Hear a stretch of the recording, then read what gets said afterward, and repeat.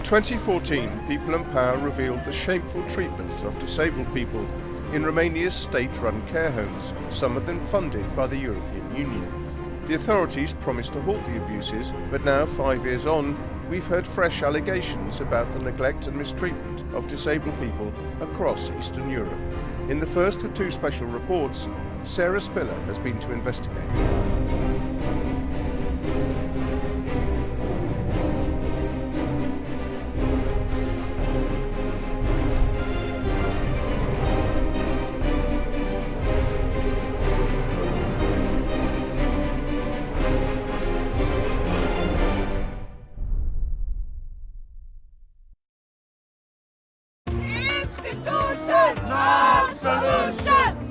October 2019, and hundreds of people with disabilities are protesting in Brussels. What do we want? Freedom!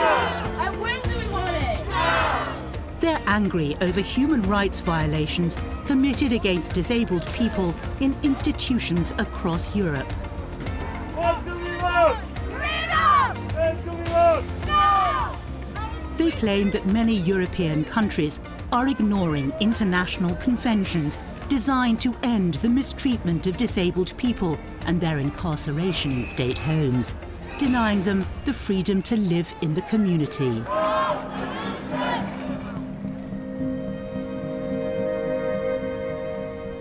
For this two-part investigation, we've travelled across Europe to find out about conditions in European institutions and state homes. We've found shocking evidence of abuse and neglect. And of particular concern, some of these institutions have received funding from the European Union.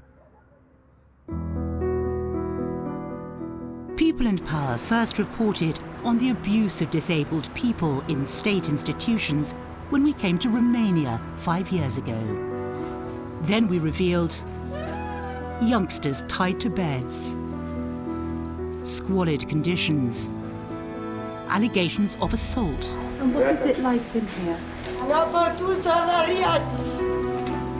I confronted a Romanian minister with the evidence we'd gathered.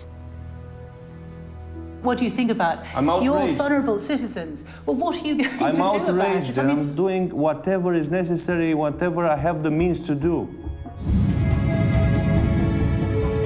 Now, 5 years since the minister made that pledge, I've returned here to investigate whether conditions for people with disabilities really have changed. I'm travelling in the county of Maramureș with human rights lawyer Georgiana Pascu. She got in touch to tell me about a disturbing discovery she made here just this September. She came to Sigătuma Martyr, to this institution for 34 disabled adults with intellectual disabilities. Down these corridors, she saw residents tied up and imprisoned.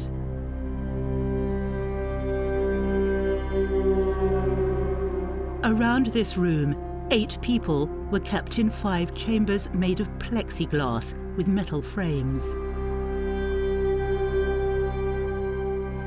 She showed me pictures she'd taken when she came here. She was told people were locked up when they were agitated. In these cages, you cannot have access to a toilet or water. She saw these dormitories, this shower room, where residents were washed down with a hose.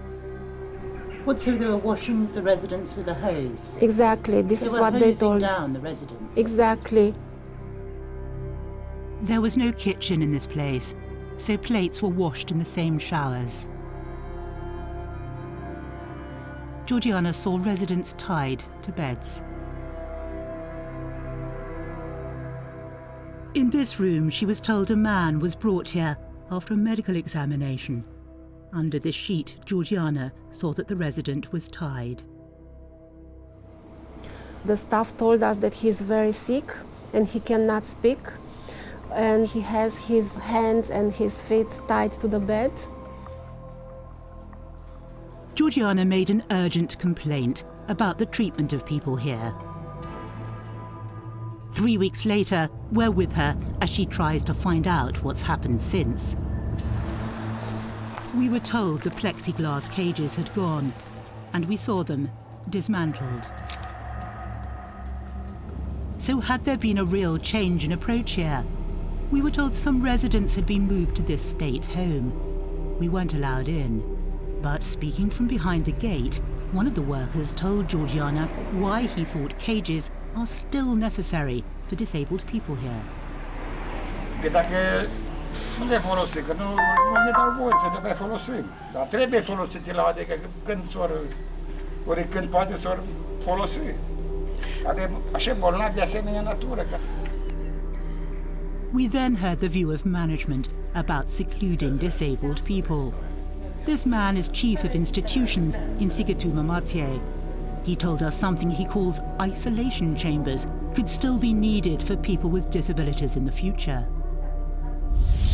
Da, au fost demolate cușe, deși, mă rog, izolatoarele trebuie, ar fi nevoie de ele. This October, an official report noted new homes will be created for disabled people in Sighetu Marmației, and that authorities had acquired approved means of containment, a system of immobilization of arms to the bed. In response to our questions, authorities at Sighetu Marmației said residents were put in isolators on the recommendation of a specialist doctor when people were self-destructive or aggressive and posed a serious threat to themselves and others. They said since residents were relocated, accommodation and staffing had improved. Every time when I have to speak about the situation in Romania, I have to speak about neglect and abuse. I feel ashamed, to be honest. But it's not as if these abuses have gone unreported. Over the past 5 years, there have been a plethora of reports from around this country about the treatment of disabled people.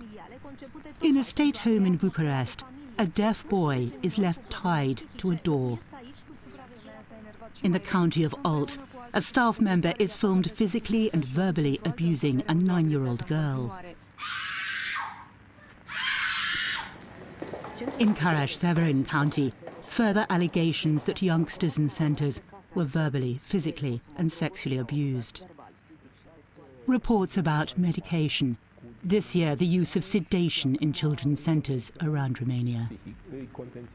I don't think that now the main problem in Romania is the lack of money and the lack of resources. And what is the problem then if it's not that? It's the lack of understanding. So why are abuses continuing in this country? A journey in the Transylvanian mountains, heading to the county of Giurgiu. Our inquiries take us here, to an institution near the town of Talmaciu. The conditions for some disabled people here, filmed over the past year. Walking in the grounds, a resident whose hands are tied. This is Pavilion 1, where over 40 severely disabled residents with intellectual disabilities live. The surroundings are bleak and Spartan. We understand there were over 160 serious incidents at Talmaciu over the course of just 18 months, the majority in Pavilion 1. Violence between residents leading to injuries including teeth pulled out and fractures. There were also suicide attempts. We travel to meet an independent psychologist who's monitored conditions inside Romanian institutions for the past 15 years. An expert brought in to investigate the Talmaciu Centre, a place he says that's emblematic of the response of authorities in Romania when it comes to the abuse of disabled people here. Ceea ce este șocant și îngrijorător este că nimeni nu mai reacționează la aceste informații. Sunt considerate o stare de fapt naturală, o stare de fapt firească, ca și cum dacă este o persoană cu dizabilitate și dacă este într-un centru, atunci poate să suporte. Vasily Sitsa was cared for by his sister for a number of years. Aged 32, he was living at the Talmaciu institution. Then, on the 30th of July last year, his sister got an alarming call. Veneam de la servici, după care m-a sunat o prietenă de-a mea și mi-a spus: Manu, m-a sunat cineva de la Tălmaș și mi-a cerut numărul tău de telefon.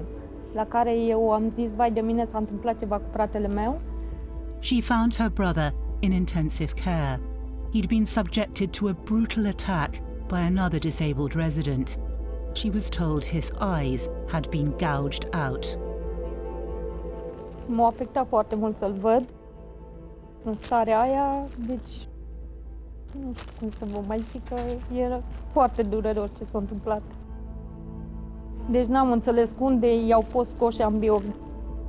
Photographs showed injuries on Vasili's body and at his arms and at his ankles, apparent ligature marks, which raised disturbing questions. Pe măsură ce am pătruns în adâncimea investigării acestui incident, ni s-au format o sumă de suspiciuni și întrebări. Există posibilitatea ca, la momentul incidentului, victima să fi fost legată. However, the authorities have continued to maintain Vasily was not tied up when he was attacked.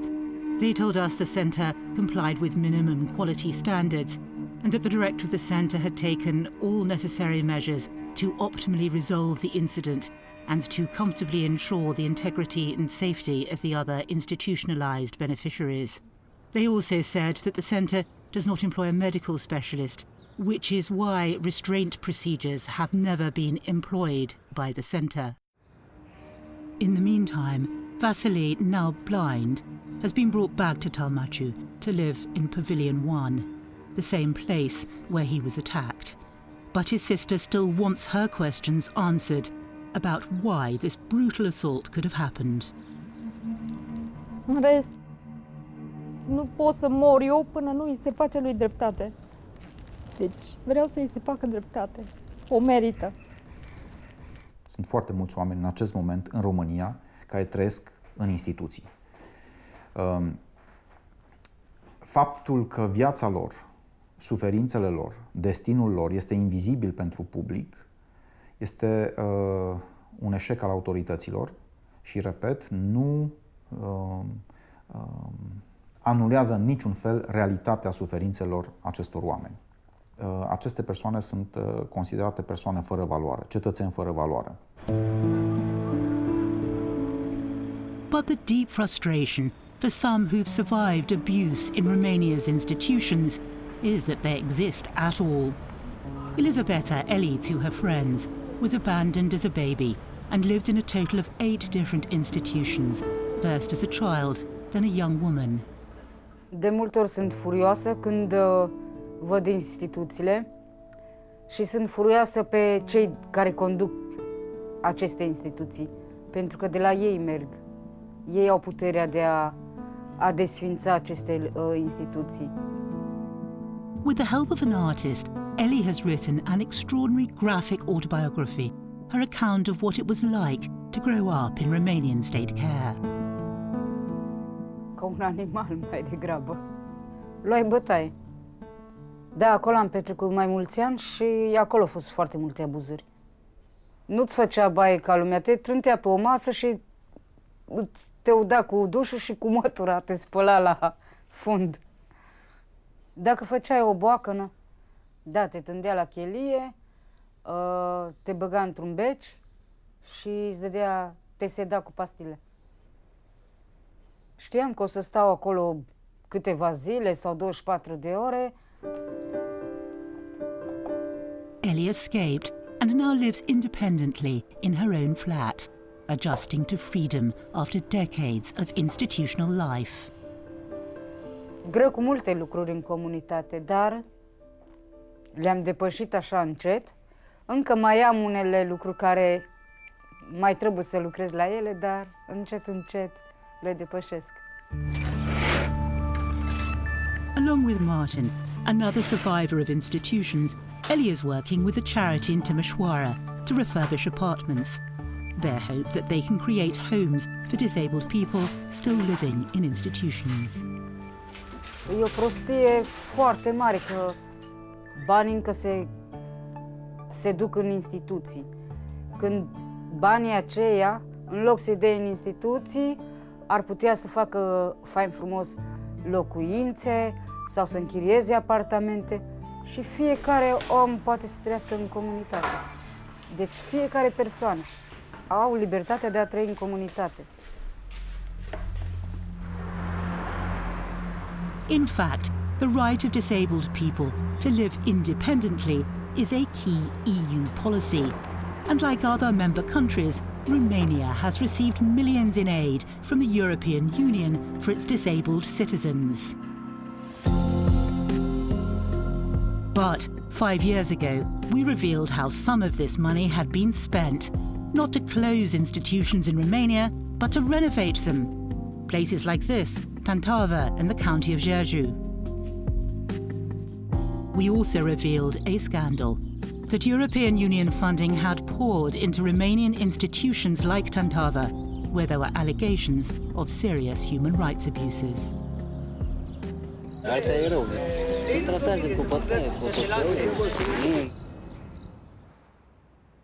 We challenged an EU commissioner. Is there a concern that EU structural funds have gone into institutions in Romania where there have been human rights abuses? We have no evidence. If there's any evidence, we will certainly follow up. Returning to Romania this year, we uncovered further evidence on EU money and allegations of human rights abuses.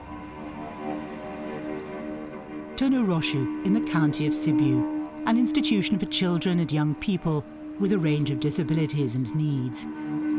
When stories began circulating here that sex traffickers were preying on vulnerable girls, Georgiana Pascu tried to find out more.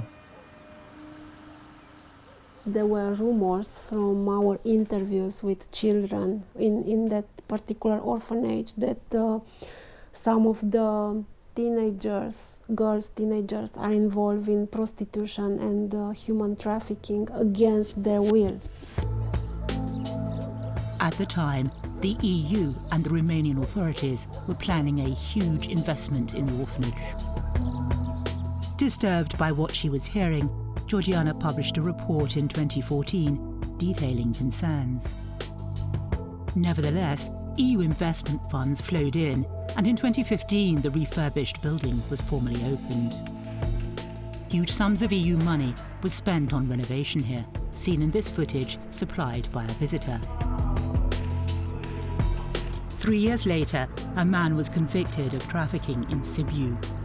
We understand prosecutors' evidence included testimony that a trafficker first approached girls in the institution back in 2011. The authorities told us the girls were trafficked in 2012 after they left Târnăroșu.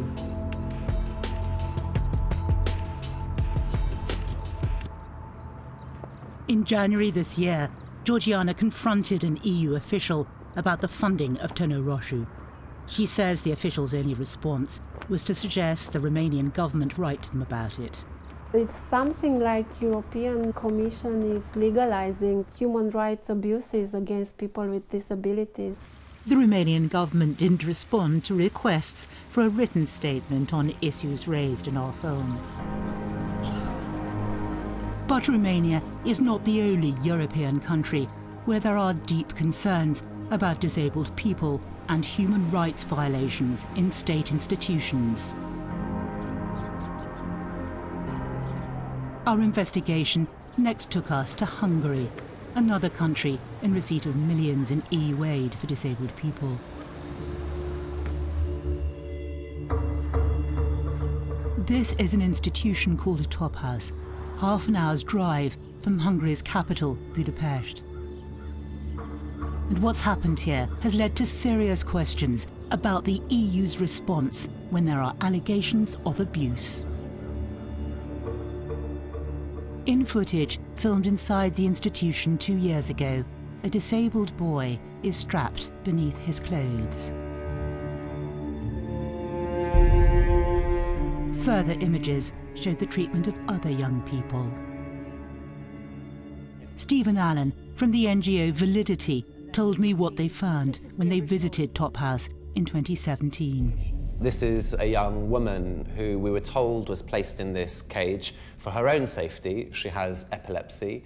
It was a really horrible and shocking thing to see, and keeping people in cages, of course, absolutely contravenes every human rights standard there is. This is a young man actually with Down syndrome. His legs and arms are very skinny. This all suggests that he doesn't move very much. And this is someone tied to a radiator, tied to a pipe? This is a completely unlawful form of restraint, where this young man was known to be particularly active, able to move around, and so what we understand is that staff would tie his leg to the radiator. And then finally, this image. You found, I think you found this young man behind a locked door, didn't you? Behind a locked door that had the handle removed and which we were told there was no one inside by staff. He was standing in the middle of the room, rocking, making really distressed sounds. It was extremely, extremely distressing sight. Stephen Allen's NGO discovered Top House had received funding from the European Union. When we eventually got a response over a year later, the Commission's reply was that this is not our responsibility, this is the responsibility of Hungary. Now, we say that is incorrect, both legally but also morally. That doesn't mean to say that we would let Hungary off the hook either. They both need to answer for this, but it's unacceptable and unsustainable, frankly, for the Commission simply to say it's not up to us, Gov. We asked the Hungarian government for a response to allegations about human rights violations at Top House, but received no reply. So I'm ready to march. I'm ready to be loud and proud. So proud and happy to be here, and also extremely sad for those who are not with us here. Loud and proud! Loud and proud! Back in Brussels, a key demand from demonstrators, the end to institutional state care. What do we want? Freedom! What do we want? No! Institutions! No solution! Institutions! No solution! Near the offices of the European Commission, a symbolic protest about European Union money going into institutions.